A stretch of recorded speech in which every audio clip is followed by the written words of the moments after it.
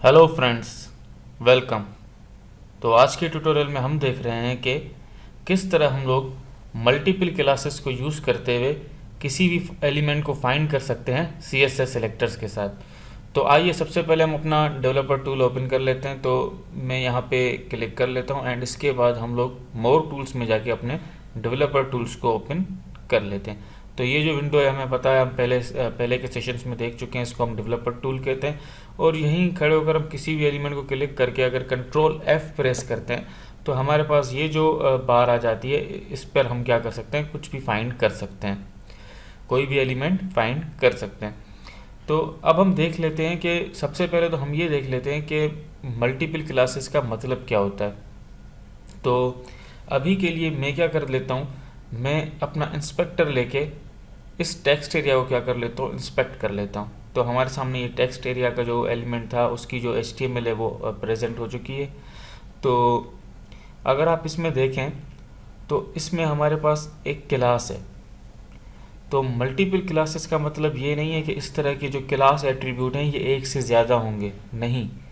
Multiple class का मतलब ये हरगिज़ नहीं कि इस एलिमेंट के अंदर बहुत सारे क्लास एट्रीब्यूट एग्जिस्ट करते हैं। एट्रीब्यूट क्या होते हैं? एट्रीब्यूट मतलब जैसे ये क्लास है, जैसे ये आईडी है, नेम है, ये सारे इस एलिमेंट के क्या हैं, इस टेक्स्ट एरिया के क्या हैं, एट्रीब्यूट्स हैं।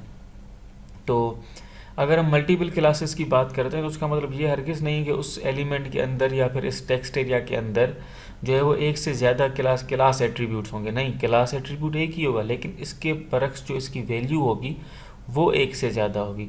एक से ज़्यादा मतलब अभी अगर आप देखें इस एलिमेंट टेक्स्ट एरिया के अंदर हमारे पास इसकी जो क्लास की जो वैल्यू है वो एक ही क्लास है, ठीक है।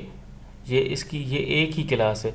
लेकिन अगर इसके इसके इस एट्रीब्यूट के पास, इस क्लास के पास एक से ज़्यादा अगर वैल्यूज़ हो, मतलब ये क्लास हो, स्पेस दे के फिर एक और क्लास हो, फिर स्पेस दे के फिर, तो उनको कहते हैं हम लोग मल्टीपल क्लासेस। वो एक क्लास नहीं होती, वो मल्टीपल क्लासेस होते हैं। तो हम इनको किस तरह फाइंड कर सकते हैं, आज हम यही देख रहे हैं। तो अब इस एलिमेंट के पास तो हमारे पास सिर्फ एक ही क्लास है, हम कोई और ऐसा एलिमेंट देखते हैं जिसके पास मल्टीपल क्लासेस हों। तो हम क्या कर लेते हैं, अपने इस इंस्पेक्टर को लेके इंस्पेक्ट करते हैं इस साइन इन के बटन पर। मैंने साइन इन पर क्लिक किया तो आप देख सकते हैं ये इसका एंकर टैग है साइन इन का, और ये इस पेन के अंदर साइन इन लिखा हुआ है जो कि इसका टेक्स्ट है। तो इसका ये जो एंकर टैग है, जो ये साइन इन का जो अपना हमारा जो साइन इन है, इसका जो एंकर टैग, इसकी क्लास अगर आप नोट करें तो यहाँ देखें GB_Z है, फिर स्पेस है, फिर GB_JD, फिर स्पेस, फिर GB_LD, और इसके पास इस तरह करके कोई 4 क्लासेस हैं, एक ये, दूसरी, तीसरी और ये चौथी। तो इस एक क्लास के पास 4 वैल्यूज़ हैं। इसका मतलब ये कि इसके अंदर 4 क्लासेस यूज़ हो रही हैं। तो हम इसको किस तरह से फाइंड करते हैं, तो इसको हम लोग अगर CSS में CSS सेलेक्टर के साथ इस तरह फाइंड करते हैं। एक तो तरीका जो है वो सिंपल है, जैसे कि मैंने कह दिया, पहले मैं इस क्लास को पूरा कॉपी कर लेता हूँ अपने पास, ताकि फिर मैं इसको यूज़ कर सकूँ। मैंने इसको पूरा कॉपी कर दिया और उसके बाद मैं यहाँ पे लिख देता हूँ, क्योंकि ये एक एंकर टैग है तो मैंने कह दिया A, ठीक है। एंड देन मैंने इसको कह दिया एंकर टैग को कि जिसकी क्लास क्या हो, क्लास क्या हो, मैंने क्योंकि कॉपी किया है मैं इसे पेस्ट कर देता हूँ डायरेक्ट। मैंने कहा क्लास इसकी हुई। आप देखें ये एक ही मैचिंग नोड है इसका हमारे पास जो रिज़ल्ट आ रहा है वो एक ही है। आप देखें इस वही साइन इन के बटन पर इसने जाके डायरेक्ट हिट कर दिया। लेकिन अगर मान लीजिए मुझे इनको अगर अपना, अब ये एक तो ये तरीका हो गया CSS सेलेक्टर के ज़रिए फाइंड करने का, जो हम क्लास देके और सारी क्लासेस एक साथ देते हैं। लेकिन अगर मुझे इसे यूज़ करना है दूसरे वे से, जो हम दूसरा वे भी देखते हैं CSS का, जैसे क्लास को हमें पता है हम किससे कैसे यूज़ करते हैं, डॉट के ज़रिए यूज़ करते हैं। एक तो हम डायरेक्ट इसी तरह यूज़ करते हैं, और दूसरा हम क्लास को किस तरह यूज़ करते हैं CSS सेलेक्टर के अंदर, जैसे हम ID को हैशटैग से यूज़ करते हैं। हमने लास्ट ट्यूटोरियल्स के अंदर देखा है कि ID को हम हैशटैग से यूज़ करते हैं और हम क्लास को डॉट से यूज़ करते हैं। तो अब एक सिंगल क्लास को तो हम डॉट से यूज़ करते हैं, बआसानी से यूज़ कर लेते हैं डायरेक्ट डॉट लगा के और क्लास करना। लेकिन अगर इस तरह हमारे पास मल्टीपल क्लासेस हों तो इसको हम डॉट के ज़रिए कैसे यूज़ करेंगे, डॉट से प्रेजेंट किस तरह करेंगे। तो आइए देखते हैं कि वो हम कैसे कर सकते हैं। तो सबसे पहले हम क्या कर लेते हैं, जैसे हमेशा करते हैं, इस चीज़ को हटा देते हैं और उसके बाद मैं क्या कर लेता हूँ, मैं इस ए के साथ डॉट को यूज़ कर लेता हूँ। तो अब देखें, हालांकि मैंने वैल्यू तो दे रखी है लेकिन फिर भी ये इसको यूज़ नहीं कर पा रहा, ये इसको फाइंड नहीं कर पा रहा। हालांकि वही सेम मैंने चारों की चारों क्लासेस दे रखी हैं, ये इसको फाइंड नहीं कर पा रहा। क्यों नहीं फाइंड कर रहा?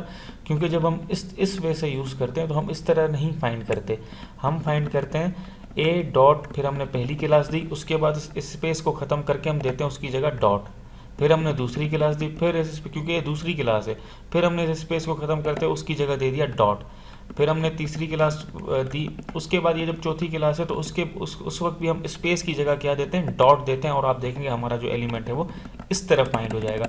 तो इस तरह हमारे पास दूसरा वे होता है CSS सेलेक्टर के अंदर मल्टीपल क्लासेस को फाइंड करने का, मल्टीपल क्लासेस को यूज़ करते हुए किसी एलिमेंट को फाइंड करने का। तो आप इस तरह, आपने जब मेरा बताने का मकसद ये था कि आप इससे पहले जो हमने वे देखा था, यहीं जो हम क्लास का पूरा कंप्लीट नेम दे रहे थे तो उससे तो फाइंड हो रहा था। तो मैं सिर्फ आपको आज ये सिखाना चाह रहा था, बताना चाह रहा था कि आप उस तरीके से तो इसे यूज़ कर सकते हैं, लेकिन जब कभी भी आपको डॉट से क्लास को प्रेजेंट करके मल्टीपल क्लासेस को यूज़ करना है तो आपने ऐसे ही करना पड़ेगा। आपने पहले एट्रीब्यूट का नाम देना है, आपने पहले टैग का नाम देना है। जैसे कि आपका टैग कौन सा एंकर टैग है, तो मैंने ए दे दिया, उसके बाद डॉट लगा के पहली क्लास, फिर डॉट लगा के दूसरी, फिर डॉट लगा के तीसरी, फिर डॉट लगा के चौथी। ठीक है, आप जब जितनी भी क्लासेस होंगी आपके इस टैग के अंदर, आपके इस एलिमेंट के अंदर, वो सारी जब एक एक करके आप दे देंगे तो आप इसे फाइंड कर लेंगे। तो आज के लिए मैं समझता हूँ इतना ही, फिर नेक्स्ट ट्यूटोरियल में मिलते हैं किसी नेक्स्ट टॉपिक के साथ। Thank you.